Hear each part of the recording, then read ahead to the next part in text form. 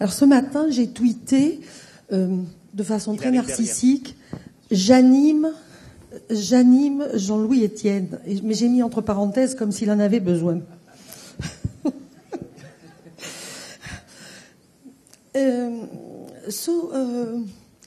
Are you an animal?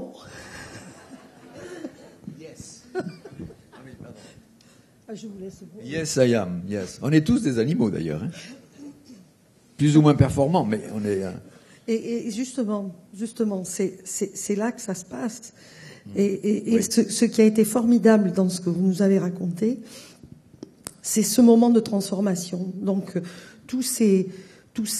Alors, j'aime bien quand il dit c'est les 3000 premiers kilomètres qui sont les plus durs. Ça, j'en doute pas. Donc, la transformation, ça veut dire que il faut... Vous étiez dans le monde, c'est ce que vous disiez. On était dans le monde à un certain moment, cette grande solitude. Et donc, c'est comme si le cerveau lui-même, c'est pas qu'il se regardait, mais il fait le ménage, quoi. C'est exactement ça. Il fait le ménage. Donc, vous avez bien compris que je ne suis pas allé seul au pôle Nord pour être seul. Pas besoin d'aller si loin pour être seul. J'y suis allé pour être le seul. Et donc il y a une forte ambition, si vous voulez. L'ambition, ça se construit par rapport aux autres. Vous voyez, donc par rapport au monde, de vouloir exister différemment, et d'affirmer à la fois ce qu'on a envie de faire, ses compétences. Et à un moment donné, on vit aussi avec des béquilles, en fait, quoi, hein. On agit par rapport à une attente extérieure. Et à un moment donné, donc je me suis arrivé à me dépouiller de ça pour arriver à rattraper le rêve, en fait. Vous voyez, ce rêve du petit mec qui un jour avait envie... je me parle de moi. Ce petit mec qui avait un jour avait envie d'aller au pôle Nord. Et ça c'est quelque chose qui... Tous ceux qui entreprennent, quoi que l'on entreprenne, si vous voulez, à un moment donné, on a une petite flamme, une envie. Ça, c'est rare déjà, hein, d'avoir un truc tout d'un coup qui dit « ça, c'est exactement ce que je veux faire ». Et après, monter le projet, vous avez des contraintes administratives, financières, techniques... Vous avez toujours des gens qui vous disent « mais ça sert à rien, qu'est-ce que tu vas foutre là-bas ?» Et il y a plein de tentations d'abandonner. Et des fois, on se décourage, parce que là, je vous ai parlé que de mes sommets, mais vous voyez pas les vallées de doute, d'incertitude, où on a envie d'arrêter. Et donc, je dis tout le temps à ceux qui viennent avec moi, des fois en difficulté, dans des expéditions en difficulté, remettez le rêve à la surface. Quoi que l'on entreprenne, c'est vachement important de ne pas perdre de vue ce pourquoi on s'est engagé.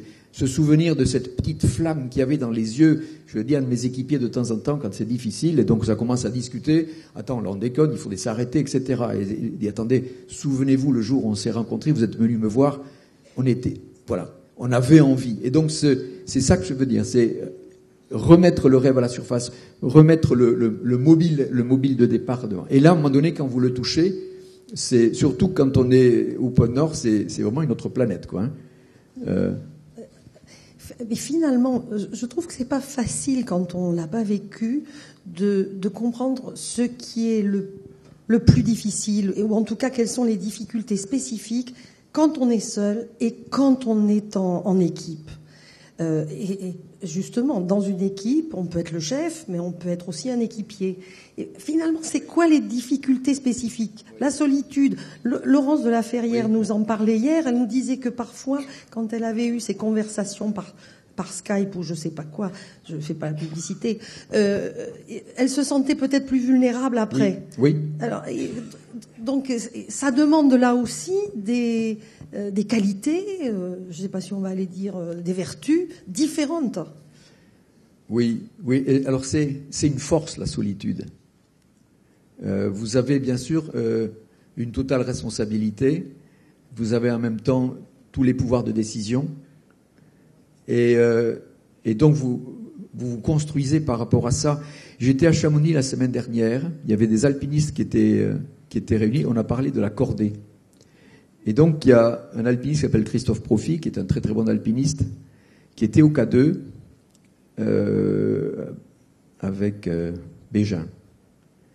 Et ça faisait la 3e tentative qu'ils faisaient. Ils étaient déjà un peu limite quand on passe du temps en altitude. Et à un moment donné, les conditions sont bonnes, mais ils avaient séjourné à 8000 et ils étaient limite un peu. Et ils se sont, et c'est Christophe Profit qui le raconte parce que Bégin est mort. Pas là, il est mort plus tard. Et donc, il dit un truc, il dit à un moment donné, on s'est regardé, et puis on n'a pas dit grand-chose, et les deux mots, on a dit, on y va. Et Christophe disait une chose intéressante, il dit, si on avait commencé par dire, tu crois qu'on va y aller, si on machin et tout, il dit, je pense qu'on aurait dit non. Vous voyez? Et donc, moi, je sais, et je savais par expérience, en ayant discuté avec le Bézal, qui était le gars qui tenait l'auberge à Résolu de paix, et ce que j'avais analysé, c'est que dans des situations extrêmes comme ça, parce que le début est vraiment extrême, camper à cette basse température, vous êtes limite, quoi. Hein. Et je suis sûr que si on avait été au moins 2, on aurait abandonné. Vous voyez, il suffit, il y en a un qui dit, attends, putain, moi je me sens pas bien, qu'est-ce que t'en penses? Vous voyez, attends, mais là on déconne complètement, qu'est-ce qu'on fout? Vous voyez? Et donc ça demande à un moment donné de prendre sur soi en permanence. Et donc je faisais ma checklist personnelle, je vais bien, j'ai décidé d'aller là, je suis là. Et le matin, chaque fois que je défaisais le camp, je tirais le traîneau sur 10 mètres, je revenais sur l'emplacement du camp pour voir si j'avais rien oublié. Puis je regardais, je dis oui, le nord est bien là, je suis là, je vais vers le nord. Donc espèce de checklist qu'on doit faire, mais c'est quelque chose qui vous construit. Et ce qui est intéressant, c'est que on va vers l'économie de gestes. Et donc vous dites pas l'autre, tu me fais passer le sel. Vous voyez, c'est vous qui savez où sont les choses. Et donc on a une économie de gestes en solitude qui fait qu'on va de plus en plus dans le sens de l'économie, mais dans tous les sens du terme, ergonomiquement, mais aussi physiologiquement. Enfin, ça tout le monde. Quand vous restez longtemps à basse température, moi au retour du pôle Nord, ma température centrale était de 35,5. Vous voyez, si on nous mettait à 35,5, on aurait une viscosité mentale. Vous voyez, on est à la limite de l'hypothermie sévère. Mais le corps est intelligent. Au lieu de demander de la graisse et de la nourriture pour rester à 37, petit à petit, il va baisser le thermostat. Vous voyez. Donc, il y a des phénomènes d'adaptation. Et pour revenir à votre question, j'ai trouvé que la solitude est une force. Et il m'a manqué de temps en temps un copain pour traverser des zones fragiles. Le pôle Nord, vous marchez sur la glace gelée, sur la mer gelée. Et la mer, quand ça gèle, ça fait de la saumure. C'est une pâte. Il y a du sel. Et donc, vous avancez sur des zones qui sont fragiles. Et donc, vous avancez de temps en temps sur une zone qui est fraîchement regelée parce que ça s'est cassé, ça s'est ouvert. Et vous avancez, puis vous arrivez au milieu, ça fait du trampoline comme ça, vous voyez? Ouf! Là, vous regardez, vous dites, je suis pas au milieu, si je suis au milieu. Et là, vous savez que si vous passez à travers, vous êtes mort. Parce qu'on peut pas remonter sur une glace pâteuse, vous voyez, on peut pas s'appuyer comme ça, et puis vous êtes pris par le froid. Et donc, de temps en temps, il m'a manqué. Mais en fait, après, j'ai fait comme quand on grimpe en solitaire, je mettais une broche à glace, je partais avec une corde, de manière à ce que si je passais à travers, je puisse me tirer. Enfin bref, on se débrouille. On se débrouille. Redites-nous, pendant ces 63 jours, vous aviez des contacts réguliers via un téléphone ou une mini parabole, que sais-je, ou rien du tout? Comment c'était à l'époque? Ben oui, à l'époque, c'était sans GPS et sans Iridium. Mais je suis content de l'avoir fait à cette période-là. Parce que, en fait, d'abord, sans GPS, vous savez pas où vous êtes. Et donc, je n'avais pas les dispositions qu'avaient nos anciens, le sextant, un horizon artificiel. On l'a évoqué hier, je crois, cet horizon artificiel. Il vous faut une référence horizontale. Et dans les régions polaires, vous pouvez pas utiliser de l'eau que vous mettez sur une assiette, si vous voulez. Donc, ça se faisait au mercure. Le mercure ne gèle pas, il reste, le thermomètre mercure, c'est fait pour ça. Ça gèle pas, et donc c'était une surface plane. Puis, enfin bon, c'était compliqué.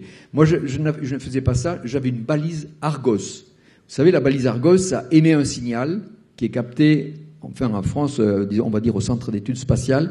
Et j'avais Michel Franco qui était à Résolu de baie, dans ce village au nord du Canada, et avec Internet, il rentrait dans le serveur du CNES, et il avait ma position. Et il me donnait ma position par radio HF. Donc, c'est ça la radio HF. Et moi, j'avais 20 watts, donc c'est faible quand même. Lui, il avait 100 et au chaud. Moi, j'avais 20 watts et à très basse température. Donc, je captais quand même, pas tout le temps, mais ma position. Il y a de temps en temps, il y a ce qu'on appelle des blackouts radio, quand il y a les périodes, si vous voulez, où il y a des éruptions solaires, ces éruptions solaires qui font les aurores boréales ou australes, ça fait du brouillage hertzien, et là, vous ne recevez absolument rien. Donc, des fois, pendant 2-3 jours, vous ne recevez rien, et vous dites, ma radio est en panne, ma liaison n'a pas marché, je ne vais pas pouvoir continuer comme ça, je ne sais pas où je suis. Et alors, Michel Franco me donnait ma position, et il me dit, 86, etc., est-ce que tu m'as bien reçu? Je dis, oui, bien reçu. Et il recommençait. Je crois que tu m'as pas reçu, je te donne ta position. À la 2 ou 3e, j'avais, voilà. Puis il me disait, si tu as reçu, dis-moi oui 3 fois. Oui, oui, oui. Et alors il me disait, le potentiomètre a bougé 3 fois, j'ai compris que tu m'as reçu. Et donc vous voyez, le niveau de la conversation était très faible. Donc on ne pouvait pas s'épancher, s'émouvoir. Mais il y avait un truc qui m'a ému une fois, qui m'a rappelé le monde et que j'ai pu refaire. J'avais amené un Walkman, c'était encore le Walkman. Dans le Walkman, c'est mécanique, ça tourne. Donc, il y a un peu de graisse dans les mécanismes du Walkman. Et donc, j'étais bloqué par le mauvais temps, et je me dis, je vais écouter de la musique. J'avais une cassette de Véronique Sanson, et donc, je mets en marche le truc, ça marchait pas. Et là, j'ai compris que c'était gelé.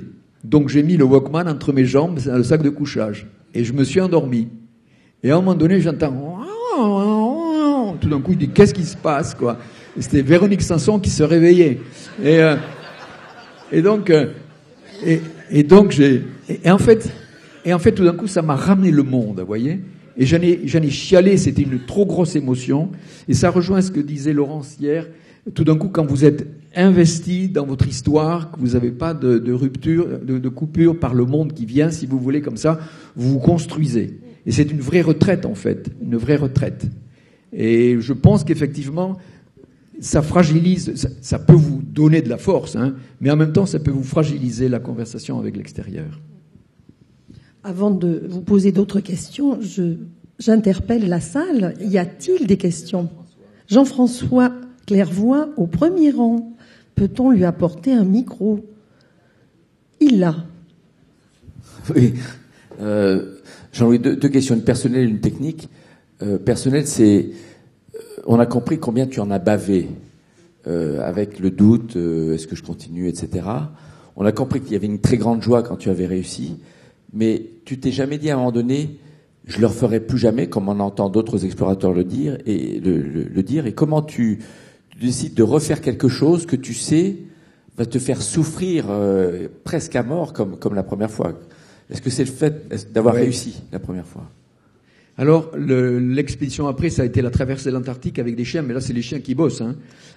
C'est eux qui tirent le traîneau, nous on est à côté avec des skis, donc c'était beaucoup moins pénible, puis on était en équipe. Donc, vous voyez, ce que j'évoquais tout à l'heure, ne pas parler le même langage, ça vous met un peu en solitude. Vous voyez ce que je veux dire? Vous n'avez pas une conversation ordinaire, quoi. Et qui fragilise souvent. Et donc, elle n'était pas très pénible, celle-là, j'ai trouvé. La traversée par rapport au pôle Nord, c'est pas la plus grosse. C'est quoi alors? C'est pas la plus. Vous n'avez pas fini la phrase. Non, mais j'y viens. Et donc, ce que je veux dire, c'est je me suis plus engagé physiquement en tirant mon traîneau comme ça. Je suis revenu l'année dernière. En avril, j'avais envie d'une ressucette, mais petite, confortable, sans objectif particulier. Je suis allé à Resolute Bay au mois d'avril, donc c'est la fin de l'hiver. Et je voulais aller à Beechy Island, qui est une île historique. Il y a 8 jours de marche à peu près. Et l'avion qui m'a déposé, toujours pareil, le Twin, avec un grand gaillard québécois qui m'a aidé à sortir le traîneau. Il faisait 2 mètres, le mec, tu vois, le mec, moi à côté du gars, 2 mètres. Et il faisait froid, il faisait moins 28, avec un vent à 35 km/h. Donc ça, c'est froid, tu vois. Puis tu sors de l'avion qui est surchauffé, c'est tout petits avions. Tout d'un coup, on prend le vent comme ça, le froid, c'est comme ça.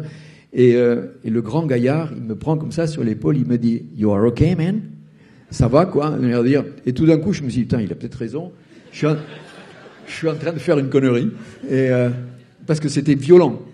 Et donc, j'ai dit « Oui, I'm okay. Hein. » Voilà, il me regardait, il m'a foutu le doute. Et il n'y avait pas d'enjeu. Mais tout d'un coup, se retrouver seul, parce qu'il n'y avait pas d'autre issue, si vous voulez, que se mettre à l'abri tout de suite. Et j'ai monté ma tente, et j'avais ma tente du pôle Nord. Et ce qui est amusant, je l'avais montée 100 fois, cette tente. Eh ben, j'ai retrouvé immédiatement les mêmes gestes, et je me suis blotti sous la tente. Et là, tout d'un coup, j'ai dit, Ouais, putain, je me suis refait une petite sucette sympa. Mais les autres expéditions, au fur et à mesure que l'âge arrive, puis je sais pas, on invente d'autres choses qui sont moins engagées physiquement. Je n'irai pas au pôle Nord de nouveau en tirant mon traîneau, mais de continuer sur ces régions avec d'autres dispositions, d'autres outils, oui, j'ai continué, quoi. Ouais. Et l'autre question technique, plus technique, c'est tu nous as parlé de la balise Argos, et puis quelles étaient les différentes techniques, s'il y en avait d'autres, qui te permettaient de savoir que tu étais au pôle Nord, et avec quelle précision savais-tu que tu étais au pôle Nord? Ouais, et as-tu fait un peu d'astronomie en regardant l'étoile polaire au zénith? Non, parce qu'il fait jour. Il fait jour, donc les étoiles, elles étaient sans solution pour moi, les étoiles. On voit l'astronaute qui a l'habitude des ciels noirs. Et oui. Alors donc, et oui, une des choses que je n'ai pas parlé, il a raison Jean-François, comment est-ce qu'on se dirige déjà? Parce que la boussole, c'est quelque chose qui est... La boussole, ça marche ici parce que vous êtes loin du pôle Nord magnétique, et l'aiguille de la boussole, elle est attirée par le pôle Nord magnétique. Et d'une manière générale, vu d'ici, ils se confondent un peu, quoi. Surtout si on va aux champignons, si vous voulez, on n'a pas besoin d'une grande précision. Mais quand vous naviguez, par contre, donc quand on marche avec le compas, d'ailleurs sur toutes les cartes, donc la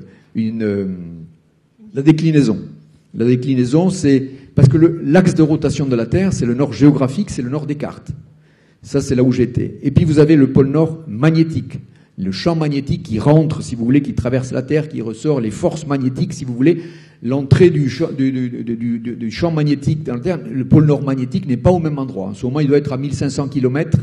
Donc, il y a ce qu'on appelle une déclinaison, c'est-à-dire la boussole va vous montrer le pôle Nord magnétique et vous orientez sur les cartes par le pôle Nord géographique. Donc, vous savez qu'il faut compenser. Mais quand plus vous approchez du pôle Nord, vous êtes sous le champ magnétique carrément, parce que les forces du champ magnétique rentrent dans la Terre comme ça, et donc la boussole, en fait, elle indique rien. Ça secoue, puis ça fait un peu comme ça, vous ne pouvez pas vous en servir. Et donc, j'ai navigué avec le Soleil. En fait, le Soleil est un astre très fiable. Hein. Il est à 6 heures du matin, plein est. Enfin, il faut être en heure solaire locale. 6 heures du matin, midi, il est plein sud. 18 heures, il est plein ouest. Et là, à minuit, il est plein nord. S'il fait jour, vous le voyez. Et donc, j'avais une montre qui a une aiguille qui fait un tour en 24 heures. Et en fait, cette aiguille, vous voyez, nos montres, celles qui sont avec des aiguilles, elles tournent 2 fois. Si vous en prenez une qui tourne qu'une fois, en fait, elle va suivre le soleil comme ça. Et donc, en mettant l'aiguille vers le soleil, le haut du cadran vous montre le nord. On apprenait ça, il fallait diviser, on prenait la bissectrice. Avec si vous allez aux champignons, je sais parce qu'il faut savoir se repérer des fois. On peut le faire avec une aiguille, avec une montre normale, mais il faut prendre la bissectrice. Comme ça, vous ne pommerez pas. C'est clair, vous allez refaire un peu de géométrie. Et donc, quelle résolution tu savais à quel... Ah oui, et puis alors la précision du pôle Nord. Et en fait, j'avais la dérive contre moi. Par exemple, un jour, je suis resté bloqué 48 heures, j'ai perdu 17 km. Parce que la dérive était contre moi. Et plus on avance vers la saison de la débâcle, plus la banquise se déplace vite avec le vent, et donc ça se déplace. Et c'était comme une navigation à l'estime qu'on faisait avant l'estime. Oui, j'ai un courant comme ça, je dérive d'eux. On regarde les marées ou je sais pas quoi. Et donc j'avais une bonne connaissance de la dérive, j'avais une connaissance. Et à un moment donné, j'ai eu une position à midi de mon heure, et j'y suis arrivé à minuit. Donc je savais à minuit à peu près que j'étais arrivé, mais au début, à la fin, tout d'un coup, j'arrive et je vois une zone d'eau libre comme la pièce. Putain, ça va m'échapper. Et donc je pars à droite pour essayer de trouver un point de collision. Rien. Je pars à gauche, c'était des énormes plaques comme ça. Et à un moment donné, je vois tout d'un coup la plaque d'avant qui arrive comme ça, et boum, qui vient se cogner comme ça. Vouf, je suis passé sur un pont. Et donc après, j'ai continué à marcher. Et à un moment donné, à minuit, je me suis dit, je pense que j'y suis. Et je me suis dit, je ne veux pas le louper, je marche encore 2 heures. Et j'ai marché 2 heures, et là, je me suis arrêté, j'ai mis la radio, et Franco, qui suivait à la fin, qui était au pôle Nord, mon surnom, c'était Papy. J'ai eu ce surnom de Papy, parce que je ne peux pas le dire autrement. Il ne me disait pas Jean-Louis Théopole, il me disait Papy, Théopole, Papy, Théopole. Et j'ai fait un score, j'ai fait 89 993. Parce que la balise Argos, elle ne peut pas vous donner 90 nord, parce qu'il y a une division par 0 à un moment donné, enfin un truc qui n'est pas possible. Et donc j'ai fait 89 993. Donc je suis passé vraiment sur l'axe de rotation de la Terre, et on sent rien. Hein? voyez, quand on se dit, mais est-ce que j'ai le tournis? Je suis sur l'axe de rotation de la Terre? Non, sans que dalle. J'ai toujours pas compris pourquoi, mais c'est très décevant. On n'est pas emballé, si vous voulez, par la rotation de la Terre, mais je suis passé juste. Et j'étais le premier mec qui était repéré comme ça, avec une telle précision par la balise Argos. Et donc j'ai dérivé après pendant 4 jours, et l'avion est venu me chercher à la fin. Mais j'étais déjà loin du pôle Nord. Et donc il y a eu un article de National Geographic. Et le comité de rédaction, le rédacteur en chef, m'envoie un mot à un moment donné en me disant « On est embêté parce qu'on a un lecteur qui est convaincu que vous n'avez pas atteint le pôle Nord. » Bon. Vous savez, si on voulait organiser une réunion au pôle Nord, la prochaine par exemple, au pôle Nord, eh ben, il faudrait qu'on marche. Si vous voulez vraiment rester sur l'axe de rotation de la Terre, étant donné que la banquise dérive en permanence, voilà. Donc, le gars qui a été Peary, qui a été en principe le premier au pôle Nord, il a planté le drapeau, mais 1 heure après, le drapeau, il n'est plus au pôle Nord. Donc, c'est impossible de prouver, si vous voulez, que vous avez en plantant un truc en disant j'y étais, quoi. Parce que ça n'y est plus. Et donc, pour terminer, la balise Argos m'a permis, donc j'ai dit au National Geographic, si vous voulez, on a tous les enregistrements au CNES de ma position, et vous verrez. Donc ça m'a vraiment sauvé d'un lecteur qui ne me croyait pas. D'autres questions? Anne Ponce. Je me suis beaucoup intéressée à John Franklin, l'homme qui mangea ses bottes, qui est parti au XIXe siècle à la recherche du passage du Nord-Ouest, a fini tragiquement au bout de 2 ou peut-être 3 expéditions, je ne me rappelle plus, dans le naufrage de l'Erebus. Qu'est-ce qui manquait à ces gens du XIXe pour ne pas y être arrivés? Alors, il n'était pas en solitaire, donc il était avec toute une équipe. Les gens sont morts de froid en cours de route, etc. Et puis ça finit par un naufrage abominable et il n'y a plus personne.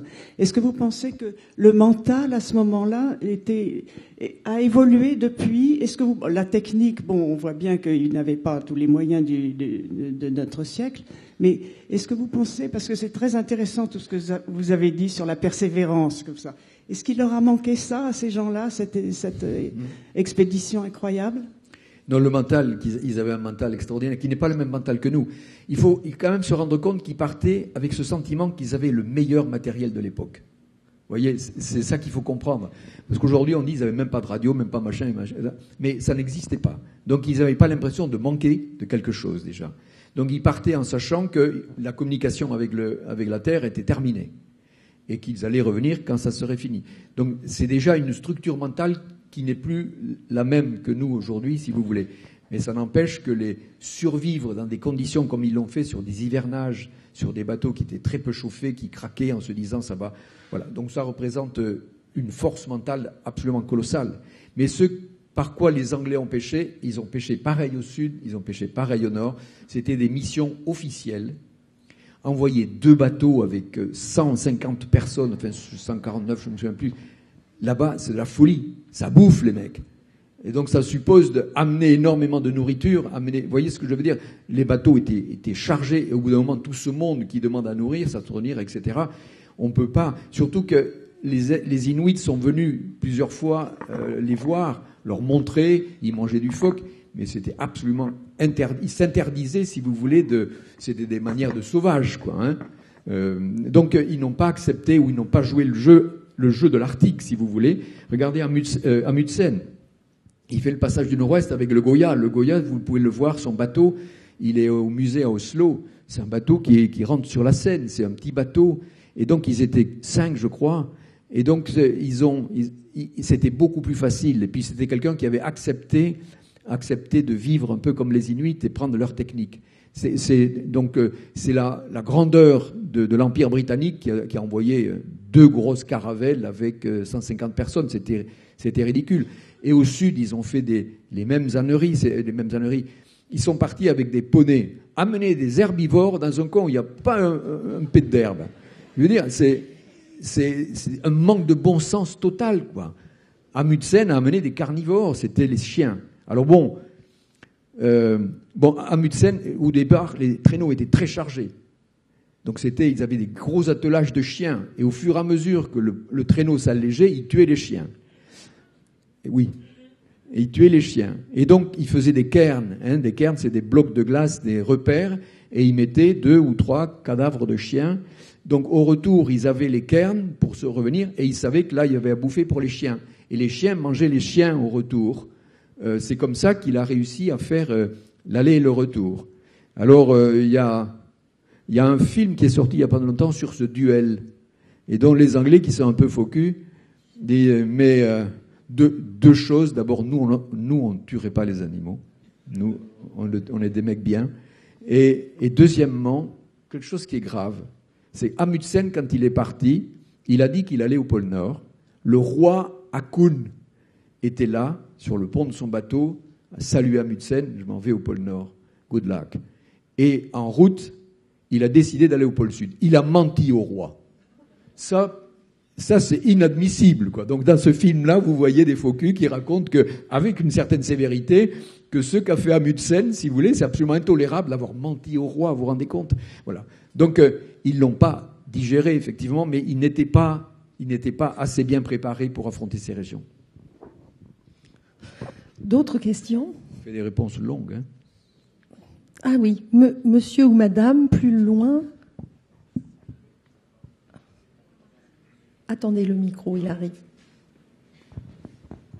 Merci, oui. Comment vous êtes-vous nourri et quel était le poids de votre traîneau au départ? Je me suis nourri avec de la nourriture lyophilisée. Quand on tire sa charge ou quand on la porte dans un sac à dos, effectivement, on part avec de la nourriture déshydratée. Et donc, je faisais fondre la glace. Et la glace de surface, donc c'est de la glace de mer d'abord, mais elle se dessale par gravité. Vous avez les petits cristaux de glace qui s'isolent comme ça et qui, par gravité, descendent dans la glace. Donc la glace de surface, elle est douce. Et donc, je faisais fondre la glace et que je mettais sur mes rations. Une ration qui était très chargée en corps gras. Parce que le corps demande des graisses. Tous les récits polaires, ça se termine. On a besoin de graisse. Et je l'ai senti au bout de 15 jours. J'ai eu un ravitaillement au bout de 15 jours. La communication avec Franco n'était pas très bonne, mais il a compris que je voulais du beurre. Je lui ai dit, amène du beurre, je veux du beurre. Et donc, il m'a amené des tablettes de beurre. Je me souviens, je les ai cassées avec un petit piolet que j'avais. Ça a éclaté, parce que c'est dur, c'était congelé, ça éclate en morceaux. Et je mangeais le beurre, des glaces 100% beurre. Et j'avais besoin de graisse. Parce que les graisses, c'est 9 calories au gramme, alors que les protéines ou les glucides, c'est 4 calories au gramme. Et vous pouvez remarquer, notre corps, il demande des graisses. Vous voyez, en été, on mange des salades, on a envie de choses légères, une petite grillade, une salade. Et en hiver, on va davantage vers le cassoulet, l'adobe, vous voyez, des trucs, le civet, vous voyez, un truc lourd. C'est une demande physiologique de l'organisme. Et j'étais à peu près, à la fin, à 5000 calories par jour. Et monsieur, on demandait, le traîneau, au début, il pèse combien à la fin? Il pesait à peu près 100 kilos. Mais moi, j'ai eu des ravitaillements sur la route. Aujourd'hui, c'est des mecs qui s'entraînent comme des marathoniens. Ils ont des combinaisons étanches, c'est-à-dire quand il y a une voie d'eau, ils plongent. Enfin, c'est des nageurs de combat. Et ils partent sans ravitaillement, effectivement. Je l'ai fait avec des ravitaillements sur la route, mais ils pesaient 100 kilos à peu près au départ, ce qui est lourd déjà, quoi, je dirais. Vous dites, les mecs, ils plongent, mais il y a vraiment plein de monde sur la banquise en ce moment? Non, il n'y en a pas beaucoup quand même, non. Non, il y en a beaucoup moins qu'à l'Everest. Parce qu'il y a beaucoup de monde à l'Everest. Mais là, non. Non, mais ils s'entraînent, il y en a un premier qui y va, puis un deuxième qui va un peu plus vite, et puis après, on essaye de... Je ne sais pas s'il y a des records, je ne sais pas, je ne m'y intéresse pas trop. D'autres questions? Monsieur le maire. J'arrive, monsieur. Je suis là. Merci. On a vu des images. Étant seul, comment avez-vous pu vous filmer? J'imagine qu'il y avait une caméra sur un traîneau. Alors, les images filmées sont filmées à l'entraînement. À Resolute Bay, il y a la mer avec de la banquise, si vous voulez. Donc, je me suis entraîné à passer les obstacles, à monter la tente, etc. Donc, c'est filmé là. Ensuite, pendant la traversée, j'ai pris quelques photos. Et on s'en rend pas compte, mais il y a c'est zoomé sur la photo. On a l'impression que c'est animé. Des photos sous la tente, des choses comme ça. Il y a pas mal de photos que j'ai prises. Et la photo est compliquée quand même. Quand on est tout seul, faire des photos, décider de s'arrêter. Et j'avais un contrat avec National Geographic qui m'avait fourni un appareil qu'ils appelaient winterisé. Donc l'appareil réflexe, hein, vous avez le petit miroir ça fait clac clac, c'est feutré. Aujourd'hui, c'est, vous voyez. Et donc il le dégraisse complètement pour pas que ça se bloque. Et ça faisait clac clac comme les photos. Bon. Et j'avais un contrat la première fois. Et donc, au bout de 15 jours, je tombais dans un trou, je me suis fait mal à l'épaule, j'ai abandonné. Et donc, le gars de National Geographic m'attendait à Montréal pour les rouleaux de pellicule. Il m'avait demandé de faire un rouleau par jour. Et c'est impossible, quoi. Et donc, je lui ai donné l'appareil. Il m'a dit les rouleaux. J'ai dit, écoutez, j'en ai pris que quelques-unes et le rouleau est dedans. J'avais oublié de mettre le rouleau. Et donc, j'ai aucune photo de ma première tentative. Et donc, la deuxième tentative, la vraie, ils m'ont dit, écoutez, ramenez-nous ce que vous prenez comme photo. Donc, ils avaient abandonné mon contrat. Et quand je suis arrivé à Montréal, il y avait le rédacteur en chef qui était là, plus 2 personnes pour me poser des questions sur est-ce que, à votre avis, Peary a été au pôle Nord ou pas. C'est quelque chose que les Américains ont traîné pendant longtemps. C'était une décision du Sénat qui a officialisé que c'était Peary qui avait atteint le pôle Nord la première fois. Et c'est impossible d'avoir des preuves. Ils ont fait travailler des gars qui font de l'aéronautique, parce qu'ils ont travaillé sur une photo qui aurait été prise au pôle Nord avec l'ombre. Donc il dit qu'il y était tel jour, à telle heure, au tel endroit dont l'ombre portait. Et hurrah, aujourd'hui on a la preuve qu'il y a été. That's it. Enfin, je veux dire, mais c'est une question qui a vraiment taraudé et divisé les Américains de la National Geographic Society parce que ils ont affirmé très tôt qu'il y avait été, et puis après il y a eu des doutes. Donc c'est quelque chose il me posait la question. Moi, Peary, pendant 25 ans de sa vie, il a essayé d'y aller. Et je trouve que ça, c'est formidable. Il le mérite. D'autres questions? Il y a madame là-bas, et ensuite ce sera devant. Allez-y. Allô, oui. Allô. Vous avez eu l'occasion de parler du réchauffement de la planète et de la fonte des glaces et du CO2. Avez-vous eu l'occasion de rencontrer Nicolas Hulot? J'essaye de faire le lien entre la fonte des glaces et Nicolas Hulot. Parce qu'il parle beaucoup tout de même, et il y a beaucoup. Oui, non, je rigole. Oui, bien sûr. Et Nicolas fait un boulot remarquable depuis 3 ans. Il essaye de porter la parole, si vous voulez, dans tous les pays qui sont présents d'ailleurs aujourd'hui, à partir d'aujourd'hui. Donc il a fait un travail remarquable, qui est un travail très ingrat, parce qu'il y a des pays où on s'en fout un peu, si vous voulez, où il y a d'autres priorités. Et donc il a dû essayer d'apporter la parole. Donc oui, je le connais, je le rencontre de temps en temps. Et il doit avoir des milles à récupérer. Il a passé 3 ans de sa vie à faire des voyages un peu dans tous les pays pour essayer de convaincre. Et donc il faut saluer ce qu'il a fait. Ouais. Il est ambassadeur de la planète pour le auprès du président de la République. C'est son titre officiel. Oui, je pense que derrière la question de madame, je passerai la parole à Francis très vite, il y a aussi peut-être quelque chose de l'ordre du médiatique. Vous, explorateur, comment avez-vous été perçu depuis... Vous avez dû voir les choses évoluer. Il y a 30 ans, il y a 20 ans, il y a 10 ans, maintenant. Parce que votre discours aussi a évolué. Et Nicolas Hulot, lui aussi, a diablement évolué, si j'ose dire. Oui. Donc, à une époque, vous connaissiez peut-être pas. Et puis maintenant, peut-être qu'on vous... Je ne veux pas dire on vous met dans le même sac, ce serait vulgaire de dire ça comme ça. Mais vous faites équipe, d'une certaine façon. Oui, ça a évolué, c'est vrai. Mais j'ai toujours eu une notoriété confortable. Vous voyez, au sens où c'est pas accaparant. Et c'est un outil social intéressant, la notoriété. Vous arrivez dans un restaurant, on vous dit il n'y a pas de place, mais il y a quelqu'un qui vous reconnaît, il vous en trouve une. Vous voyez, c'est des trucs comme ça qui facilitent la vie. Et c'est un outil, on a davantage de 0,6 sur son agenda, vous voyez. Donc ça permet peut-être d'accéder à des niveaux de décision plus facilement. Mais j'ai une notoriété, encore une fois, qui est pas envahissante, quoi.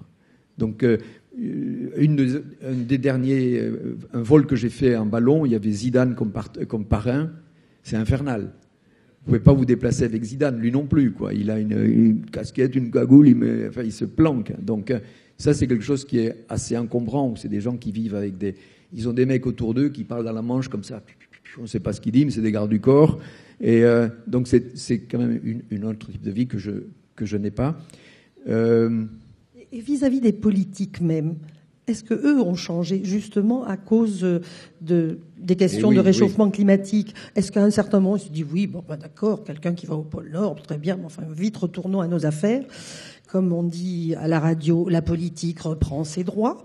Mais maintenant, ils se disent ah oui, mais ces gens-là ont vu avant les autres, ils nous ont alertés, et puis peut-être qu'on n'a pas réagi. Oui, c'est vrai, mais comme j'ai évoqué tout à l'heure, il y a toujours on est dans l'urgence politique et de plus en plus, quoi. Le fait que les informations s'intensifient, ça se consomme en 2-3 heures. Moi, je le vois. Donc, je suis invité pour parler de la COP21, pour parler du climat, souvent. Et est-ce que vous êtes disponible ce soir pour venir, je sais pas, BFM, iTélé, Manuel Coujoin? Oui. Et entre-temps, il se passe un événement. Et désolé, mais on a changé de priorité. Vous voyez, donc c'est très difficile d'installer un discours. Donc il y a une consommation extrêmement rapide. Donc les hommes politiques ils disent une phrase à 16h à l'Assemblée, et le soir, en fonction de ce qu'il a dit, ça fait les choux gras. Vous voyez vous connaissez ça par cœur. Mais les hommes politiques sont intéressés à moi, et dont le plus proche, c'était le président Mitterrand, qui m'a un jour me fait venir à l'Élysée entre 18h30 et 19h. Et il avait des ambitions pour moi. Et j'étais obligé de dire, écoutez, président, je vais à l'Erebus. Vous avez vu, l'Erebus, c'est un volcan en Antarctique. Je préparais cette expédition depuis 2 ans. Et il me propose un bon poste. Hein, et je dis, non, je suis désolé, je vais aller à l'Erebus. Et donc, il me dit, écoutez, je ne vais pas faire grand-chose pour vous. Et je suis sorti de l'Élysée en me disant, mais que tu es con. Mais qu'est-ce que j'ai laissé passer? Vous voyez, c'est une tentation. Et puis, en fait, j'en ai parlé à Haroun Taziev. Haroun Taziev m'a dit, putain, t'as bien fait. T'as bien fait. Non, attends, il avait été secrétaire d'État aux catastrophes naturelles majeures. C'est très d'actualité. Hein? Il était là avant l'heure. Mais il me disait, attends, moi, ils m'ont filé un bureau de merde, une table en formica. Enfin, donc on rigolait, mais c'était un peu ça, quoi. Il était sur l'affiche. Il y avait Bombard aussi. Donc ils étaient sur l'affiche, mais bon, c'est pas des poids lourds. C'est pas des poids lourds de la politique, et donc vous pesez pas grand-chose, quoi. Vous pesez pour l'élection, et après vous devez mendier un peu, un petit truc, etc. Donc je sais pas si ça aurait été, mais j'en ai eu 2 autres après. Il y en a eu 2 autres après, Premier ministre qui est potentiel, qui m'avait mis sur leur liste. Et j'ai jamais regretté. En fait, ce qui est important, il me semble, vous voyez, l'expérience, je crois que c'est Confucius qui dit ça, c'est une lanterne qu'on a dans le dos et qui éclaire le chemin parcouru. Vous voyez, ça c'est l'expérience. Et aujourd'hui, je regarde ce que j'ai fait et je me rends compte que je suis toujours resté fidèle à cette idée du campeur qui voulait vivre dehors. Vous voyez, c'est quelque chose qui m'a toujours plu, donné envie. Et à 14 ans, j'avais fait une liste que j'ai retrouvée de matériel avec le catalogue La Hutte, je l'avais fait, pour aller camper dans les Pyrénées en hiver. Donc à 14 ans, j'avais déjà une envie de faire... Vous voyez, après, on a des chemins détournés, mais je pense que c'est important de rester efficace sur sa zone d'intérêt. On peut se perdre sinon, quoi. Et je suis sûr que je me serais perdu en politique parce que je suis un agneau. Un agneau, vous arrivez avec des idées, mais c'est pas que ça qu'on attend de vous, quoi. Et donc c'est quelque chose pour lequel il faut être structuré, préparé, et surtout, j'avais d'autres envies d'expédition. Excusez-moi, Président, j'ai l'Erebus qui m'attend. D'autres questions, Francis, et après oui, j'ai une petite question rapide. J'espère que vous aviez 2 montres. Non, mais c'est sérieux cette question. Il a une très bonne question. Je n'avais qu'une montre. Parce que qu'est-ce qui se serait passé s'il était tombé en panne? En fait, j'ai pas beaucoup changé de longitude. Parce que ce qui est important, c'est la longitude, se mettre à la bonne heure. Donc, comme je marchais lentement, je suis à peu près tout le temps resté d'un jour sur l'autre, sur à peu près la même longitude. Donc, pendant un moment, peut-être, mais non, on n'en avait même pas une autre. Enfin, j'aurais demandé une montre avec 2 aiguilles, mais parce qu'il aurait pu au ravitaillement après m'en amener une. Mais c'est vrai, tu as raison, je n'avais qu'une montre. Et j'avais aussi, non, j'avais qu'une montre. Ça, c'est une. Elle n'est pas tombée en panne. Elle n'est pas tombée en panne. Oui. Mais attends, j'avais un truc dont tu as parlé hier, le Space Pen. J'avais été à National Geographic pour présenter le projet, donc ceux qui ont été, il y a une superbe galerie en bas, ils ont regardé les choses, et je vois Space Pen.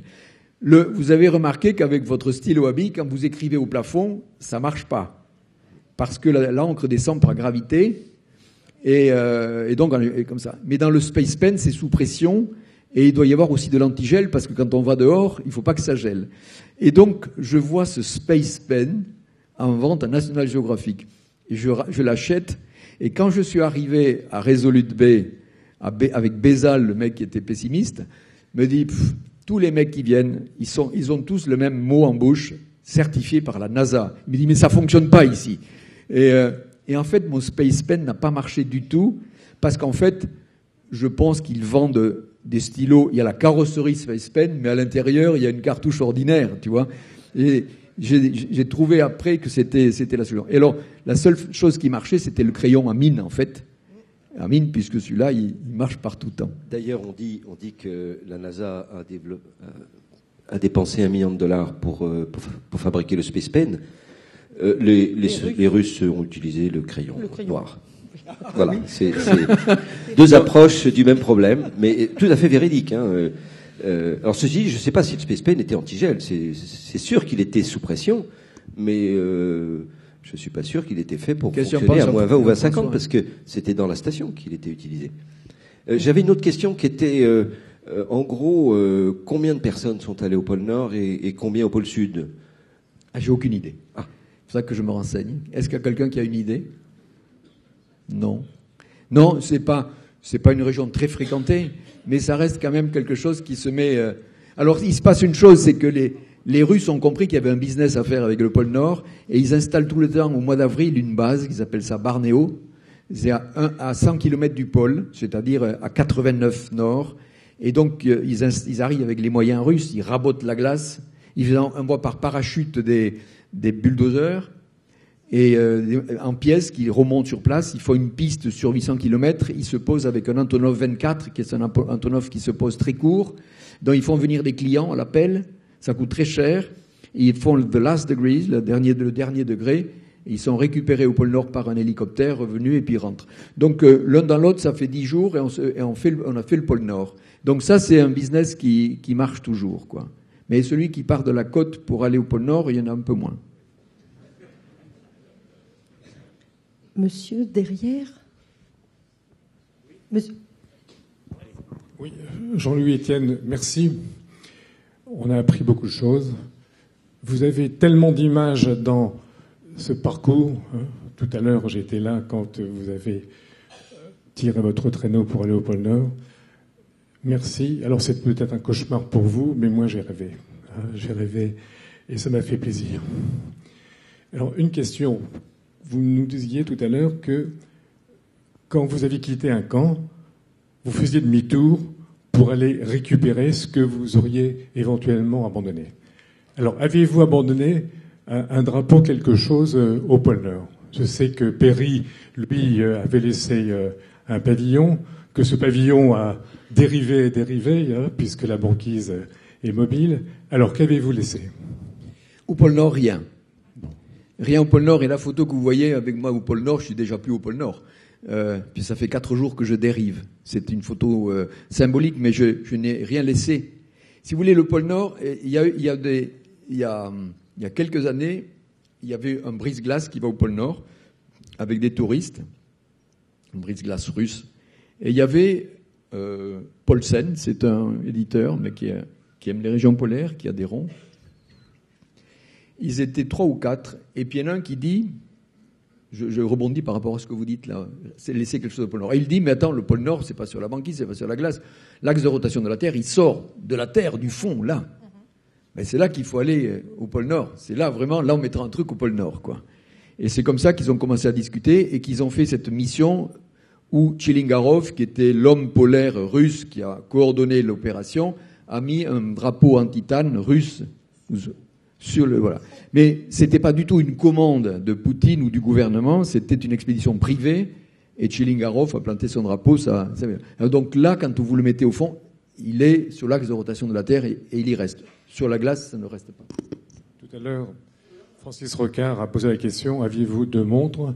Moi, j'ai l'impression que vous aviez choisi donc une montre qui n'est pas une marque française, qui est une marque d'un pays limitrophe. Est-ce exact? Oui. Et non, c'est une montre française. C'était Yema qui m'a fait la montre. Yema. Et en rentrant, donc j'en avais 2, une pour le pôle Nord qui n'était pas la même et une pour le pôle Sud. En rentrant du pôle Sud, on est reçu par le président Mitterrand à l'Élysée. Donc il voulait voir 2 chiens.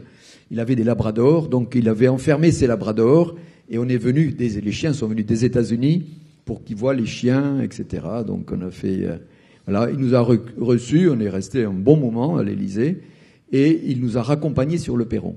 Chose qui est un protocole de chef d'État. C'est-à-dire qu'on bavardait, il y avait les chiens, ils papotaient et il me prend à un moment donné l'envie de lui donner ma montre. Je ne sais pas pourquoi. C'est quelque chose qui, j'ai pas de... Je dis, président, je vous l'offre. Et il me dit, non, vous en aurez plus l'utilité que moi. Il me dit, gardez-la. Je dis, non, président, ça me fait plaisir. Et un jour, il y avait une émission de télévision, Michel Drucker faisait une émission à 8h le soir, ou de 7h à 8h. Hein, et il invitait des gens. Voilà. Et un jour, il invite la personne qui fait le ménage dans le bureau du président à l'Élysée. Et il lui pose la question, alors qu'est-ce qu'il y a sur le bureau du président? Comment ça va? Et elle dit, il y a toujours la montre de Jean-Louis Etienne. Et c'était pour garder le Nord, quoi. C'était pour ne pas le perdre. Et à la fin de sa mandature, il a été dans un appartement dans le 7e, le 8e. Et donc, il y a une photo dans le Nouvel Obs de Christine O'Krent qui l'interroge. C'est assez dépouillé comme appartement. Il y a une table et il y a ma montre sur la table. Donc, je ne sais pas qu'est-ce qui s'est passé dans cette relation avec la montre, mais c'est quelque chose qu'il a gardé jusqu'à la fin. Une dernière question. Oui. Il y a une question au fond. Non, vous avez... Je termine. Alzheimer peut-être frappé, mais je rappelle que une tempête avait détruit à faïence votre ballon. Alors, vous avez à ce moment-là réussi à surmonter donc cette épreuve. Vous en avez construit un second? Oui, cette nuit, j'ai pensé à mon ballon. À 6h du matin, peut-être vous dormiez, je ne sais pas, mais le vent s'est levé avec violence. J'ai passé la main, j'ai ouvert la fenêtre et l'air était doux. C'est exactement ce qui s'est passé à Fayence quand j'avais mon dirigeable. L'air est rentré très violemment. On a enregistré, il y avait un aérodrome, 112 km/h, qui est monté très très vite, et une température qui est montée de 13 degrés en 20 minutes. Et l'hélium, c'est quelque chose qui se dilate très facilement. Et donc, tout d'un coup, le ballon a été secoué. Et... C'est pas un petit ballon, il faisait oui, 55 mètres de long, 55 mètres de long, 17 mètres de diamètre, de hauteur. Et donc, il a commencé à monter sur le mât et il s'est mis à danser comme ça avec un vent violent. Il a arraché le mât, il est parti, il s'est détruit sur une maison. Donc ça reste un souvenir pénible, bien sûr, parce que ce sont des grosses opérations. Il faut trouver les financements pour le construire. C'était compliqué, je l'ai fait construire en Russie. C'est compliqué de travailler en Russie. Et finalement, on était arrivé à le faire. Et donc, j'étais resté avec cette idée, et rebondir ce que disait la question de Jean-François tout à l'heure. La banquise, j'en avais tellement bavé dessus que un jour, j'ai dérivé avec. Donc, vous avez peut-être vu la cahute, là. Je voulais vivre avec la banquise. Donc, je l'ai fait en dérivant, et je voulais la survoler.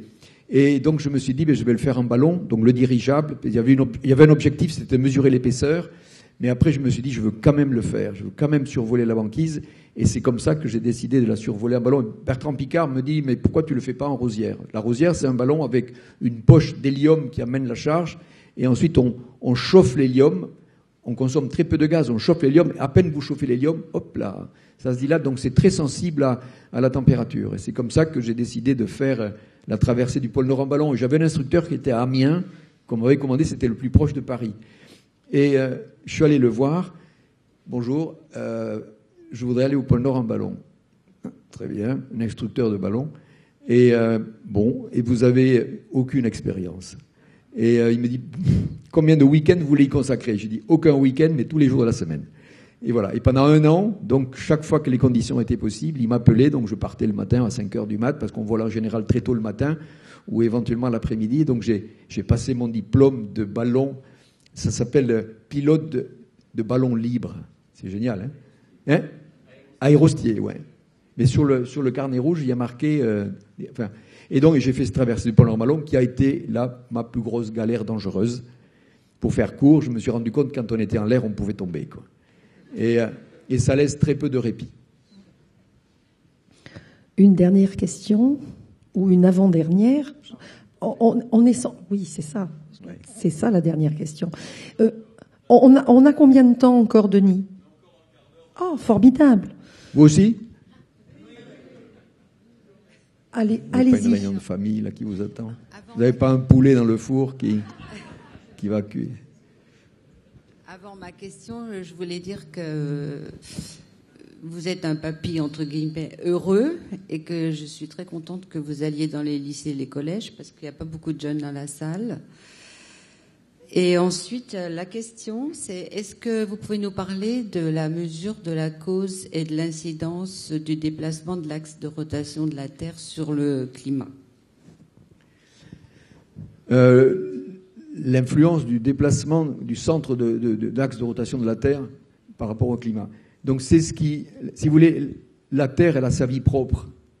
Elle a connu des alternances de périodes glaciaires, interglaciaires, glaciaires, interglaciaires. Ça vient effectivement tous les 100 000, 40 000 ou 20 000 ans. C'est les lois de Milankovitch. C'est une variation de l'axe d'inclinaison de la Terre par rapport au Soleil qui fait qu'à un moment donné, il y a un ensoleillement qui est beaucoup plus faible dans les régions polaires et donc ça développe l'ère glaciaire. Et donc ce sont des alternances que l'on connaît. Et on va d'ailleurs vers une période, on est en interglaciaire aujourd'hui, on va vers une période d'ailleurs encore de réchauffement naturel lent. Mais ce qui se passe depuis 150 ans, c'est cette accélération de la température et de la teneur en CO2 et en méthane de l'atmosphère qui est la signature de l'origine humaine, qui est contemporaine de l'ère industrielle. Donc c'est ça qui est la signature de l'action de l'homme. S'il vous plaît, je suis tropézien. Je suis né près du port et j'ai remarqué tout au long de mon existence le niveau de la mer. Et hier, dans le journal, on nous a fait voir que bientôt la place de Lys elle serait inondée, les quais du port bien entendu. Moi, je pense que d'autres tropéziens comme moi ont remarqué que l'eau monte et descend parce qu'il y a une différence de température, il y a du vent d'est ou du mistral. Et tout cela, donc, me ramène à mes instructions de l'école communale sur la place, là, où on me faisait voir un beau globe terrestre, tout vert de terre et tout bleu de mer, une immensité de mer. Et tout en haut et tout en bas, une petite calotte blanche du pôle Nord et du pôle Sud. Alors je comprends maintenant que dans la fameuse réunion du COP21, qu'il y a des gens qui doutent. On est là pour parler, on n'est pas là pour affirmer, mais il est vrai que dans ma petite tête d'écolier, quand on disait déjà, oui, l'eau a monté avant, peut-être que le matin après, on se disait, mais cette petite calotte blanche du nord, on pensait surtout au nord, on oubliait le sud, si elle fondait, qu'est-ce qu'elle ferait sur cette immensité d'océan autour de la Terre? Alors, évidemment, l'eau montera, elle a monté avant, mais les gens doutent. Les gens doutent, pourquoi? Parce qu'on leur explique peut-être pas tout. On leur explique pas pourquoi la glace au pôle Nord fond quand vous passez à côté d'un bateau. Évidemment, l'eau en bas ne fait pas moins 50. Alors c'est peut-être une chute par le poids. On ne comprend pas non plus, par exemple, excusez-moi, mais quand vous êtes au pôle Nord, vous débouchez une bouteille de champagne et vous la buvez, alors que moi, quand j'ai mis un coup une bouteille à 18 degrés dans le congélateur, elle a éclaté. Alors je voudrais savoir tout ça. On va vous répondre. Oui, Jean-Louis Etienne va vous répondre. La bouteille, je ne l'ai pas transportée. Hein. Elle est sortie de l'avion qui venait me chercher. C'est la raison pour laquelle elle n'était pas gelée.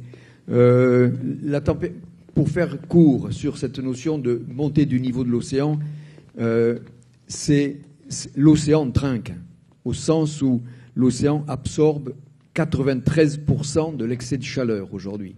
C'est l'océan qui est le grand régulateur du climat. Il absorbe 93% de l'excès de chaleur. Donc il y a une dilatation, bien sûr, et donc ça fait monter le niveau. Et ensuite, la fonte des glaciers et des calottes, c'est-à-dire le Groenland ou l'Antarctique, amène de l'eau douce à la mer. À l'heure actuelle, les satellites nous donnent une montée de moyenne à l'échelle de la planète de 3,2 mm par an. C'est inégal, ce n'est pas partout pareil. La Terre est une espèce de patatoïde, si vous voulez, mais c'est 3,2 mm par an en moyenne. Donc c'est une réalité que le niveau de l'eau monte. Et si vous avez une conjugaison, ici vous n'avez pas ça, mais d'une conjugaison d'un coefficient de marée important et une tempête, eh bien, ça finit par éroder les côtes. Et c'est quelque chose que l'on voit, surtout dans des endroits où il y a du marnage important. Vous avez des falaises qui sont érodées. C'est une réalité que le niveau de l'eau monte. Si je pouvais ajouter quelque chose, cette mesure si faible, vous pouvez vous demander comment elle est faite. Elle est justement faite par satellite, et ce sont des équipes françaises et sous la direction de quelqu'un que Francis Rocard ou Jean-François Clairvoy connaît très bien, Annie Cazenave. Annie Cazenave, qui a reçu un des très grands prix aux États-Unis pour son travail, qui a réussi à montrer avec des mesures par satellite cette montée des eaux des océans. Cela étant, vous avez réemployé le mot qu'il faut dire calotte, ça veut dire des glaces qui sont, elles, sur un continent, qui sont, elles, sur de la terre ferme. Et il y en a des kilomètres et des kilomètres cubes. C'est énorme. Ces calottes qui ont l'air toutes petites sur une sphère, c'est énorme. L'Antarctique, c'est 28 France en surface, 28 France. Et vous mettez 2,5 km de glace à 3 km au-dessus. 28 France, vous recouvrez le tout de 2,5 km à 3 km de glace. Vous avez là la taille du glaçon, c'est géant. Et donc, quand la banquise fond, ça ne fait pas monter le niveau. La banquise, c'est de la mer qui gèle et qui dégèle. Donc, ça n'amène pas de l'eau. Ce qui amène de l'eau, c'est ce que vient de dire Dominique, c'est les calottes, c'est-à-dire le Groenland dans l'hémisphère nord, les glaciers des montagnes et la calotte polaire antarctique dans le sud. Allez-y. Oui, bonjour. Dans quel état d'esprit on rentre de vos expéditions? Est-ce que vous avez entendu parler du syndrome de l'accomplissement absolu? Est-ce que vous avez eu des phases de dépression quand on a fait quelque chose d'exceptionnel? Est-ce qu'il faut toujours repartir, toujours plus, comme un alpiniste? Est-ce que vous avez vécu ça? Et dans quel état vous êtes actuel? Je suis content de partir et je suis très content de revenir. Quand effectivement on a accompli la tâche, ce pourquoi on était parti. Et ce que j'aime bien dans ces périodes-là, moi je suis en euphorie au contraire à cette période-là, c'est-à-dire que tout d'un coup vous êtes débarrassé de quelque chose qui vous a occupé pendant 2-3 ans, vous l'avez réalisé, et il y a un boulevard devant vous, quoi. Un boulevard d'inconnu total, mais l'inconnu c'est tout est possible. Enfin moi je fonctionne comme ça. C'est-à-dire que tout est possible, quoi. Dites maintenant, qu'est-ce que je vais faire? Et là, c'est amusant parce que je n'ai pas de programme sur ma vie d'expédition. Je peux dire maintenant, entre 2012 et 2015, je fais ça. Non, ça vient des fois des lectures, ça vient d'une rencontre, ça vient tout d'un coup d'une disponibilité.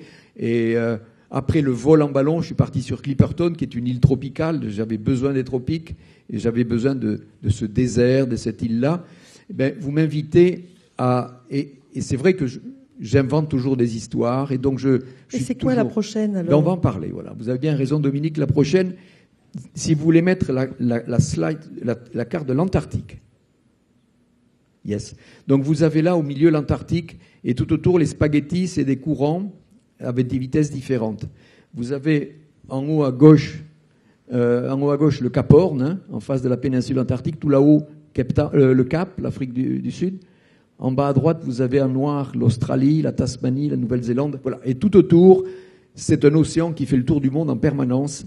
Dans notre hémisphère, les océans sont cloisonnés par les continents.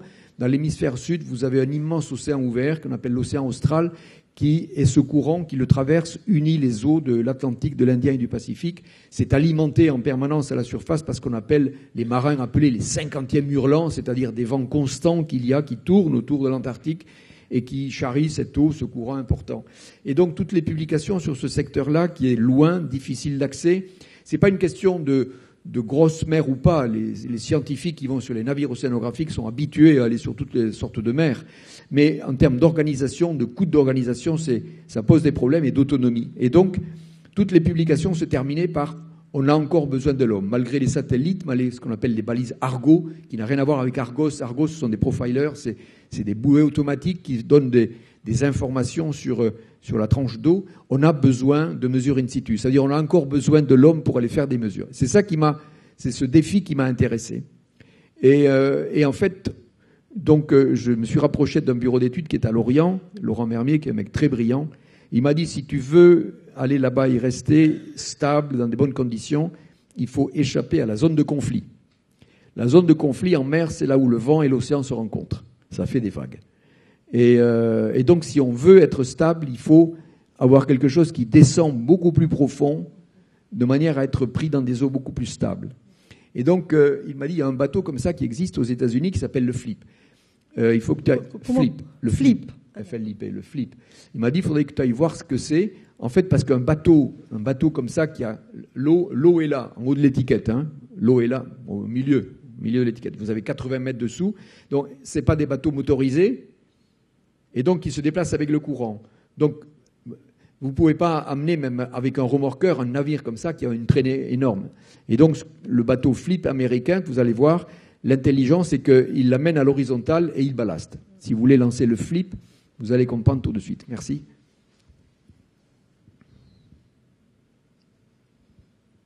Scripps, c'est un centre océanographique de la côte ouest américaine qui est à San Diego, une sorte d'Ifremer californien. Un grand centre. Et voilà le bateau. Donc c'est une étrave, il tire, vous voyez, et il y a un tube de 90 mètres derrière, et il va petit à petit flipper, basculer. On remplit des ballasts, c'est le principe du sous-marin, et petit à petit, il va basculer. Alors ce bateau a été construit dans les années 60 par la Navy. En fait, c'est un navire espion. Parce qu'à 80 mètres sous l'eau, vous avez le silence et ils avaient des hydrophones et ils écoutaient les sous-marins. Donc c'est un navire qui dérivait dans le Pacifique pour effectivement écouter les sous-marins. Et donc, quand ils ont arrêté les écoutes, ils ont proposé au Scripps, au centre de recherche, de l'utiliser éventuellement. Et donc les chercheurs ont utilisé ce bateau, ils ont mis ces perches que vous voyez jaunes, là, qui sont des passerelles qu'ils déploient, qu'ils mettent à l'horizontale une fois que le bateau a atteint sa position verticale. Et ils se sont rendus compte que c'était intéressant pour faire de l'acoustique, pour faire des mesures d'échange atmosphère-océan. Et donc ils l'utilisent à peu près 1 ou 2 fois par an. Et donc je suis allé à San Diego, au Scripps. Et donc je suis arrivé là-bas, je connaissais personne, j'avais simplement cette envie. J'ai envoyé un SMS un mail au directeur du Scripps, et il m'a répondu par un SMS. Je lui ai dit, est-ce que je pourrais rencontrer des ingénieurs ou des scientifiques pour me faire une culture sur le truc? Il m'a répondu tout de suite, go ahead, enjoy it. Yeah. Et ça, c'est rapide. Et donc, j'avais une espèce de carte blanche pour aller investiguer. Et au bout de la 3e réunion, ils m'ont dit, vous, j'ai l'impression que vous allez vraiment le construire. J'ai dit, écoutez, je me suis installé ici pour le faire.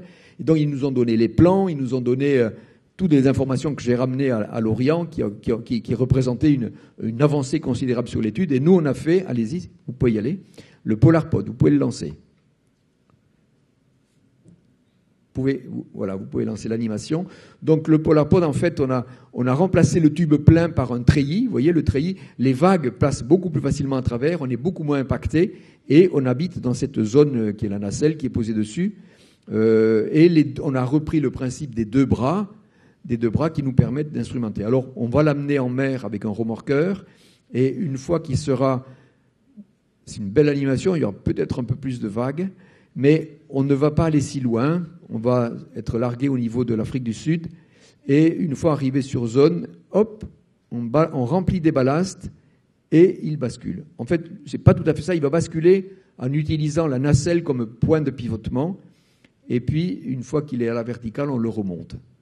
Donc, et une fois qu'il a...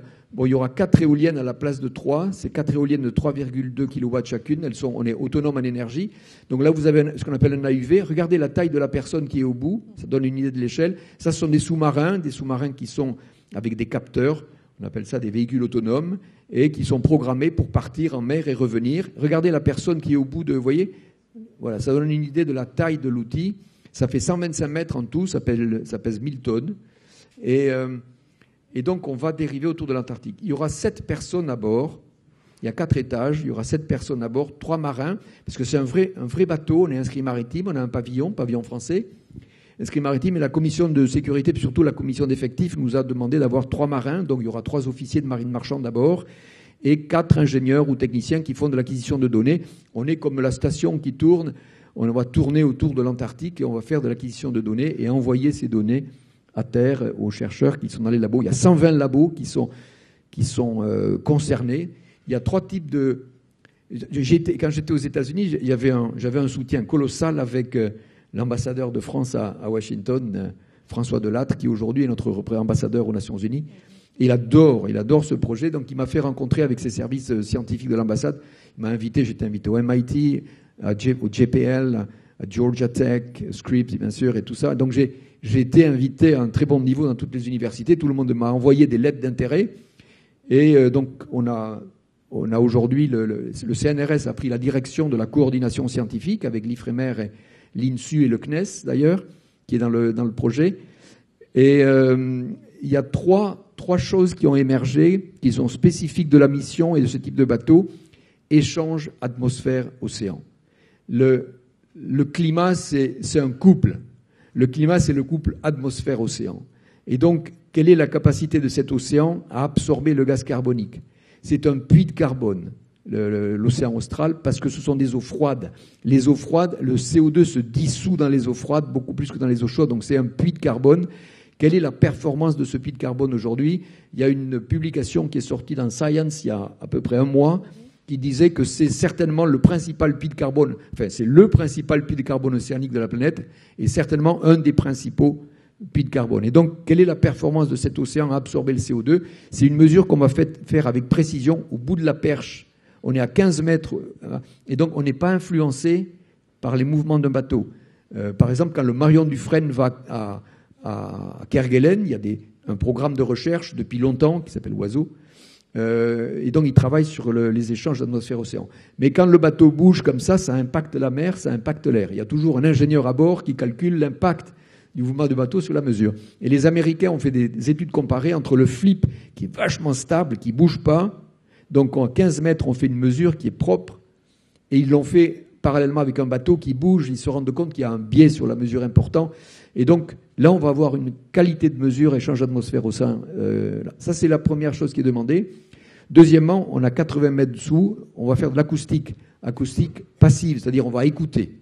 On va faire un inventaire de la faune par acoustique, on écoute, chaque espèce a un petit bruit, et donc une signature sonore, donc on l'enregistre, tac, tac, tac, ça vous fait un inventaire le jour, la nuit, par brouillard, alors que quand on fait des inventaires dans le coin, on a des jumelles sur le pont. Oh là là, t'as vu le souffle là-bas ? Oui, c'est quoi à ton avis ? 2 c'est en V, qu'est-ce que c'est ? On fait une coche, hop, un piaf, tac, on met une coche. Donc là, c'est quelque chose qui va être fait automatiquement et de manière assez rigoureuse. Et la troisième chose, c'est la validation des mesures qui sont faites par les satellites, parce que les satellites ont besoin toujours de validation au sol. Et ça, par exemple, il y a un programme qui est fait par 4 labos. Il y a Curtin University, c'est des Australiens, la NASA qui fournit le matos, il y a le CNES et je ne sais pas un autre encore, et l'Agence spatiale. Et sur la couleur de l'océan. Vous voyez, plus c'est vert, plus c'est riche, plus il y a de la faune. Donc aujourd'hui, et même par satellite, ils ont un projet de dire quel type de phytoplancton c'est à partir du satellite en fonction du rayonnement réfléchi, etc. Donc voilà, c'est un projet fabuleux. C'est un projet fabuleux dans la technologie déjà, parce que faire ce truc, c'est très particulier, c'est génial. Je me suis régalé, j'en ai dessiné beaucoup.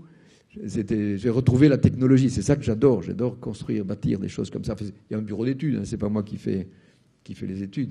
Et d'un point de vue scientifique, c'est très intéressant. Et c'est un support pédagogique génial. Et vous l'avez peut-être dit, il va être construit où? Aux mêmes endroits ou ça va être agrégé dans un certain port? Non, ça va être au même endroit. Et c'est où? C'est sur la côte atlantique. Il y a 2 ou 3 chantiers. Là, ça va être bientôt commencé. Vous mettez les chantiers en concurrence? Pas qu'en concurrence. Les chantiers ont des plans de charge et ils vous disent non, là, pardonnez-moi, je ne peux pas le construire, je pourrais. Voilà. Donc il faut trouver une adéquation entre le plan de charge du chantier, le coût aussi. Enfin, ça se discute, ça. Et pour moi qui m'en occupe, je suis pas bon. Mon père a été tailleur d'habits. Il était tailleur d'habits. Il a tiré l'aiguille, comme il disait, pendant 30 ans. Au bout de 30 ans, il n'avait toujours pas acheté l'atelier, il payait du loyer. Et donc ça veut dire qu'il n'était pas très bon. Et pendant la guerre, ils étaient mon père et mon grand-père. Et le plus difficile pendant la guerre, c'était de trouver du tissu. Il y a un officier qui vient qui avait trouvé du tissu. Il voulait un costume. Et donc on fait les mesures. Et l'officier met un petit paquet de billets sur la table. Et mon grand-père, très fièrement, lui dit « Mais qu'est-ce que c'est ?» Il dit « Ce sont des arts. » Et mon grand-père lui dit « Mais monsieur, ça ne vous coûtera même pas ça. » Donc inutile de vous dire, je suis pas très bon. J'ai hérité d'eux pour la négo, donc je la confie aux autres. Moi, j'essaye d'emballer. Voilà, je fais l'emballage. La séduction pour le projet. Et qui devrait, et que vous espéreriez voir aboutir quand? Construction à la mi-2016, là, départ de la construction, parce qu'il faut les matériaux, etc. Il y a 8-9 mois de construction, des essais dans le golfe de Gascogne fin 2017 et départ dans le sud 2018. Et arriver et l'arrivée, alors là, les Météo France et Mercator ont fait des simulations, ça devrait durer 3 ans, le tour. Oui, mais enfin bon, il y aura des relèves d'équipage. Ah ben oui, 3 ans pour faire le tour. Oui, 3 ans. D'accord. Il y aura des relèves d'équipage. Et pendant que ça tourne, là, très lentement autour de l'Antarctique, donc les données, c'est par des antennes terrestres, c'est par des satellites qui passent au bon endroit, par où ça passe? Non, pas par des satellites à défilement, c'est des satellites géostationnaires. On sera entre 50 et 55 sud et donc on touche les géostationnaires. Donc on va pouvoir envoyer de la donnée, mais pas tous les dossiers, parce qu'il y a des fichiers acoustiques qui sont lourds, et donc qui seront transmis au moment de la relève d'équipage. Et c'est vrai que ces océans-là, ou cet océan-là, est extrêmement étudié en ce moment, comme il peut l'être, et va l'être encore plus avec ce que vous allez faire, pour ces ressources halieutiques, pas les ressources, disons les petites bêtes qui vivent dedans, dont on se demande si elles ne sont pas en train de changer, si elles ne sont pas en train de partir d'ailleurs, et que d'autres arrivent et que ça bouleverse totalement ce milieu. C'est bien ça? Il y a plusieurs choses qui feraient que ça change. D'une part, c'est l'élévation de température. Les espèces sont extrêmement sensibles. Il y a des balistes qui passent au large de Brest aujourd'hui, ces poissons tropicaux, qui remontent vers le nord. Il y a des sardines aussi. On a surpris des anchois en train de monter vers le nord, si vous voulez. Donc vraiment, là, un autre exemple, dans le golfe du Saint-Laurent, il y a une île qui s'appelle Bonaventure, qui est couverte de fous de bassan. Et le fou de bassan, dans le secteur, il mange des maquereaux bleus. Et le maquereau bleu, c'est la principale ressource du fou de bassan sur cette île Bonaventure. Il y a une énorme colonie. Et avec le réchauffement climatique, donc ça réchauffe la surface essentiellement. Donc le maquereau, il est descendu un peu pour avoir de l'eau fraîche. Vous voyez, quand vous nagez là sur Saint-Tropez l'été, tout d'un coup, vous faites un petit plongeon, c'est un peu plus froid. Voilà, c'est l'eau chaude monte et donc le maquereau, il descend pour avoir de l'eau plus fraîche et certains autres vont vers le nord pour avoir de l'eau fraîche. La colonie est en train de dépérir, effectivement, parce que effectivement les fous n'ont plus accès ou difficilement accès au maquereau. Voilà un exemple comment une espèce peut être touchée par le réchauffement climatique. Donc il y a premièrement la température et deuxièmement, là vous vouliez l'évoquer aussi, c'est l'acidification. Parce que comme c'est un puits de carbone important, ça absorbe le gaz carbonique et ça fait de l'acide carbonique qui est effectivement un autre problème un petit peu plus lointain qui pourrait arriver, où l'acidification de l'océan ferait que tout ce qui est avec des coquilles et tous les petits organismes, que ce soit le zooplancton, phytoplancton, tout ce qui est avec des coquilles, des carapaces calcaires, ça se dissout. Souvenez-vous, peut-être vous avez fait l'expérience, on met un os de poulet dans le vinaigre, quelques jours après, il ne reste que la structure, le carbone a disparu et a été dissous. Et c'est ce qui risque de se passer dans l'avenir sur ces zones-là. Et dites-moi, ceux qui seront sur PolarPod, c'est bien PolarPod. il faut s'habituer à ce nouveau nom. On ressort d'ici en ayant en mémoire Polarpod.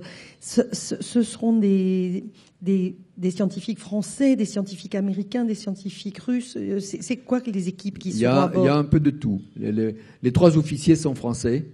C'est le pavillon un pavillon RIF, pour ceux qui connaissent.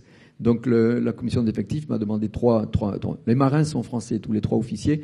Et ensuite, parmi les personnes qui feront les acquisitions de données, il y a des rotations qui vont être faites. Ça, c'est organisé par le CNRS et l'IFREMER. C'est eux qui vont... Il y aura des formations, bien sûr, pour les instruments, mais peut-être j'irai m'inspirer avec Jean-François de la façon dont on va travailler sur les outils, parce que ceux qui reviennent après vous, au moment d'un changement, doivent reprendre, et donc ils sont formés, et puis c'est des équipes internationales.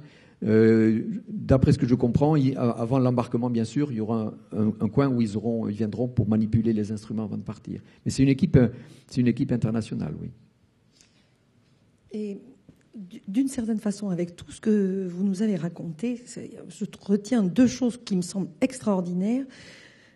Votre premier exploit, ce solitaire qui va au pôle Nord, et maintenant le projet que vous êtes en train de mettre en œuvre. Vous réunissez aussi des organismes qui des fois ont mis bien du temps à se rapprocher, différentes nations. C'est extraordinaire, ça. Ça, c'est une première chose. Et l'autre chose, est-ce que vous allez finir par faire comprendre aux Français qu'on a beaucoup d'océans, que nous sommes deuxième ou troisième puissance maritime. Or, les Français m'ont l'air désespérément terriens. On est terriens. Mais Tabarly disait que les Français, ils étaient sur la plage et ils regardaient la terre. Et c'est un peu ça, quoi. Hein. On est vraiment des terriens. Mais non, ce que vous dites là, il y a des moments. L'autre jour, il y a eu une réunion pour préparer. Il y avait un déficit budgétaire à un moment donné, donc il a alerté la communauté scientifique parce que tout est en place, ils sont prêts. Et donc, je me suis retrouvé à faire une conférence téléphonique avec Jean-Yves Le Gall, le président du CNES, François Jacques et Pascal Lecluse, qui est la directrice générale de l'INSU. Et j'étais à mon bureau, je dis putain, j'avais transpiré sous les bras. J'étais en position de ministre, tu sais, qui avait tout d'un coup les 3 grosses masses scientifiques françaises. Et c'est génial parce qu'ils m'ont dit non, on est avec vous, il faut absolument continuer. C'est pas parce qu'il y a un défi, il y en a un qui commençait à, mais il faut aller le rencontrer. Bon, ça s'appelle Vinci, l'entreprise. Il faut aller rencontrer les présidents de Vinci. On était un jeudi ou un truc comme ça, et j'appelle la secrétaire d'un des présidents. Il dit, il faudrait organiser une conférence avec ces 5 présidents. Elle me dit, je m'en occupe. Et la première date, c'était au mois de mars pour avoir ces... Je dis, mais c'est impossible, c'est urgent, quoi. Il faut le faire avant la COP21. Je dis, pourquoi on ne ferait pas un déjeuner samedi? Ah, samedi, bon. Elle me rappelle, quelques heures après, elle me dit, finalement, on va faire un petit déjeuner. Et on se retrouvait à faire un petit déjeuner le lendemain. Voilà. Donc ça commence à se structurer, à avoir une vraie ossature, il y a un vrai soutien. Et donc la dernière ligne droite, c'est de trouver les ronds comme d'habitude. C'est une histoire à combien de millions? Moi, j'étais artisan, j'avais une... Ouais, on finit. Ah ben oui. Oui, mais non, là... mais je vous donne le prix d'abord. Ah ben oui. C'est monté. Le prix est monté. Moi, je travaille comme un artisan, c'est-à-dire j'avais contacté Saint-Gobain pour l'isolation, Valorec pour les tubes, vous voyez, je fais, voilà. Et Vinci a fait une projection qui est censée, il dit, écoutez, on se présente comme un partenaire qui veut construire un projet comme ça, on commande un Polarpod. Combien ça coûte? Qu'est-ce qu'on fait? Voilà. Donc la construction coûte 15 millions. On a des contraintes, on est considéré par le Bureau Veritas avec des contraintes de oil and gas, c'est-à-dire les plateformes pétrolières, c'est-à-dire que toutes les soudures sont radiographiées, on a des contraintes, les soudeurs ne peuvent être que des soudeurs classe je ne sais plus combien qui savent souder pour oil and gas, voilà. Donc ça a fait grimper l'affaire. Mais en fait, à l'échelle d'une nation, ça reste quelque chose d'accessible parce que c'est des futurs, ce qui intéresse l'IFREMER, c'est les futurs hubs en mer.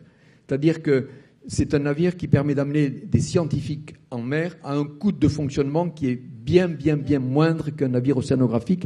Et les Américains travaillent avec le FLIP sur ces hubs en mer à partir duquel on lancera les drones, les gliders, voilà. Et donc, on a compris qu'il va falloir s'arrêter. Il y a une chose que vous devez retenir de moi, parce que on me demande tout le temps quel est votre message, quoi. Le héros qui est sur la scène, il a forcément un message. Et c'est effectivement ce qu'on répète depuis tout à l'heure, la persévérance. Parce que si vous avez un truc qui, à un moment donné, je l'ai évoqué tout à l'heure, qui vous a allumé, c'est pas tout le temps qu'on a. Vous voyez, on se lève le matin. Vous voyez, quand les lundis ressemblent à des vendredis, vous voyez ce que je veux dire? Truc qui fait que vous avez vraiment envie d'y aller, ça c'est précieux. C'est précieux, c'est rare un peu dans la vie quand on a des choses qui sont aussi fortes en soi. Donc ça, il ne faut pas le lâcher. Et quoi que vous entrepreniez, vous avez des gens contre vous, des pessimistes. C'est difficile de trouver des ronds, de trouver des alliés, etc. Mais c'est dans cette persévérance qui fait qu'on passe des seuils. Vous vous rendez compte, il y a 3 ans, je demandais un entretien à Ifremer, je l'ai eu 1 an après. Mais j'ai persévéré, donc ils m'ont vu arriver. Ça faisait longtemps qu'ils me voyaient en ligne de mire arriver. Et je me retrouve, c'était il y a 15 jours, avec au téléphone chez moi en conférence les 3 grands présidents de la recherche française. Et c'est ça des seuils. Et quand les trois gars disent « Attends, on est avec vous, quoi, il faut y aller », vous voyez, et c'est ça, ces seuils-là. Et ces seuils, on les passe dans la persévérance. Vous avez tout d'un coup une rencontre que vous faites, peut-être quelqu'un a rencontré quelqu'un ici, une rencontre, une lecture. Et donc, ne lâchez pas. Il faut, tant qu'il y a une petite lumière, il faut y aller et la possibilité. Parce que on progresse par seuil dans la vie. Hein, souvent, on arrive à un truc, on dit, je ne vais pas y arriver. Et c'est ce seuil qu'il faut résister à la tentation de l'abandon tant qu'on a de l'espoir et de l'énergie pour le faire. Donc, c'est mon message. Et puis, sachez une chose, il n'y a pas d'âge pour se faire plaisir. Merci beaucoup.